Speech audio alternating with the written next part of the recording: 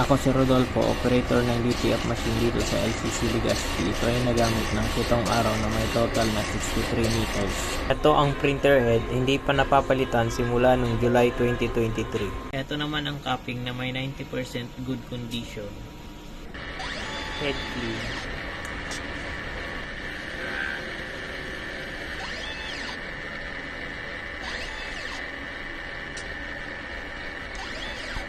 Punasan ang wiper pagkatapos ng head clean.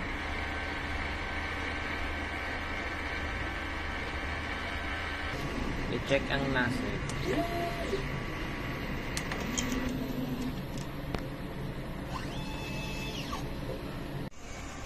Ang ink system label namin ay tama lang.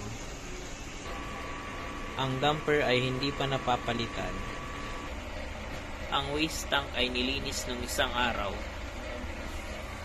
Ito naman ang ABR. Ito naman ang ground wire. Dito naman nakalagay ang stock namin ng ink, DTF powder, DTF solution, DTF film. Dito naman nakalagay ang used ink. Ito naman ang record ng nagamit sa CMYK: white, black, yellow, cyan, magenta, DTF film,